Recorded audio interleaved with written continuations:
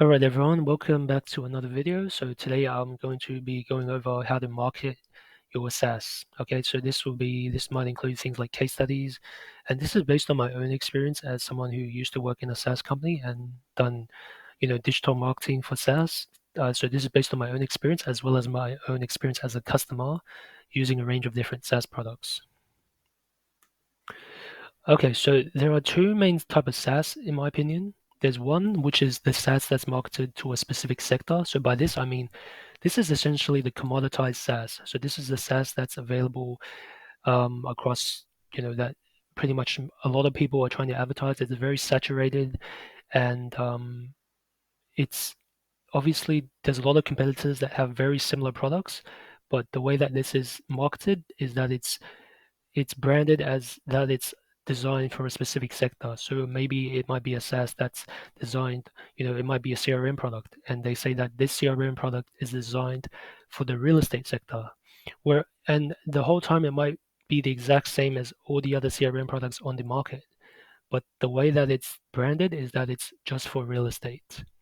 So this is you see that very common when it comes to SaaS is that they'll have something that's very, very similar to all the other products. It's damn near the same. Like it's not even similar. It's actually the same product. And a good example is I don't know if you guys have heard of Go High Level, but it's pretty much something like Go High Level, and they try to market and brand it as it's designed for a specific sector. When in the reality, it's the exact same as all the other SaaS products. So that's one example.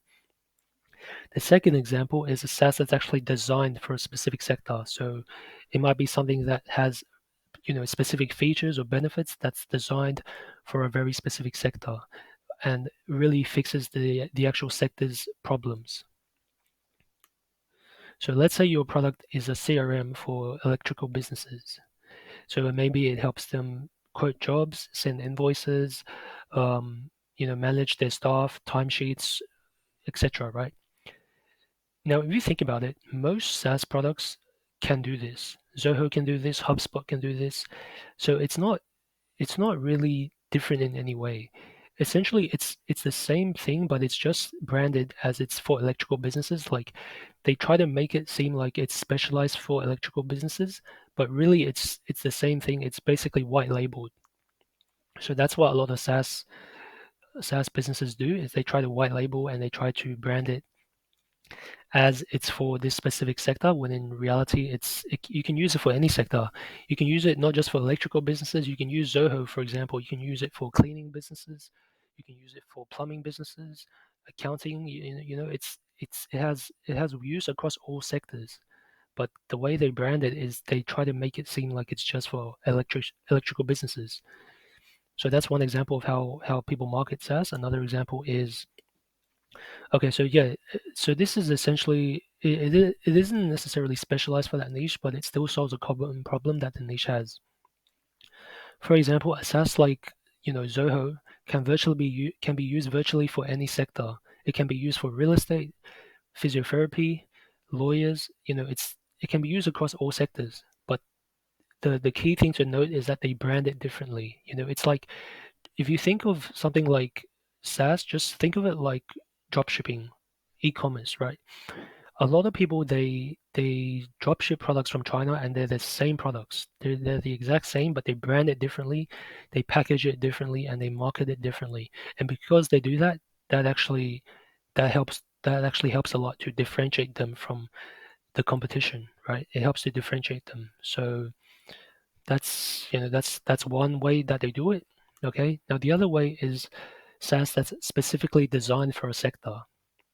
So instead of white labeling something like Zoho or HubSpot and saying that this is for electricians, there's actually SaaS that is designed specifically for electrical businesses. So it has features that fixes problems that only electrical businesses deal with, such as electrical hazard reporting, repair reports, things like risk assessments, etc. Okay. Now, there's not really, I can't really say, which one is better. If we go back to this slide, I can't say if number one is better or number two is better. I mean, to be honest, they both work. But in my opinion, I think the second option is better because uh, you can actually promote the benefits of that second option directly to that niche, but only if it solves the problems of that niche. Now let's talk about the general funnel of SaaS. Okay, so usually it starts off with brand awareness, and that's usually just things like getting people aware of the product in the first place. So at stage number one, you're not really trying to sell the SaaS, you're just trying to get people aware of the product. Because as you know, most SaaS products they have a very long sales cycle. Okay, it's not something like e-commerce where you see an ad and you buy it within, you buy it straight away, right? Like if you buy something on Amazon, you buy it straight away. You don't need to spend, months or years contemplating on whether to purchase the software. But for SaaS, it's completely different. Okay, because SaaS is something that business owners have to use for a very long time. So they need a lot more time to consider and to actually decide, basically to make a decision on whether they want to use this software. So the first step is obviously brand awareness, but the second step, and this is very important, is lead nurturing. Okay, once you've got them in your funnel, it's about building trust. Um, Sending them content like webinars, certain blog articles, even things like case studies, reviews, testimonials. This helps to build trust. Okay, they're not going to buy straight away, so you need to nurture them. And generally, this comes in the form of email marketing. So this is, stage number two is about getting them, building trust with them, and then stage number three is when they actually become a lead. And this might not even be part of the sales funnel. Maybe they are directly searching for a product. Maybe they already know that they want a software. Like they might be typing in something in Google. They might be typing in something like signature software, or maybe something like invoicing software, or something like that, right? CRM, project management software, etc. Right. So that's lead generation, and then the final step, retention. This is about getting them to keep using the product and getting them to stay. And the way I say it, when I say getting them, it's not really about influencing them or promoting them or pushing them towards staying. It's really about the first thing is about creating good product that people want to keep using. If you create a good product that people want to keep using, then you don't really have to worry too much about all the other stuff like retention and referral programs, that type of thing. If you already have a good product, then that pretty much does the marketing for that does the marketing itself. So yeah. So anyway, in terms of brand awareness comes in the forms of things like videos, blogs, and webinars, and it's generally of an educational nature. Because remember, you have to remember, like I said before, when it comes to making a decision for SaaS, it takes a very long time.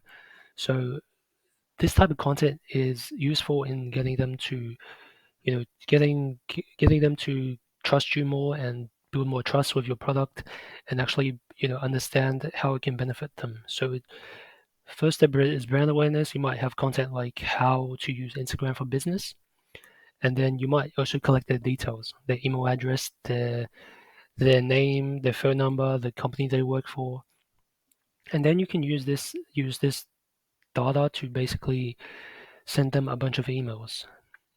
Things like case studies, reviews, white papers, and this will help to further build trust. And then the next step is lead generation. So obviously, lead generation usually comes in the form of paid ads or even SEO. So some options that you can use could be Google Ads and LinkedIn Ads. Those would be usually the suitable options because obviously SaaS is B2B, so you're working with businesses.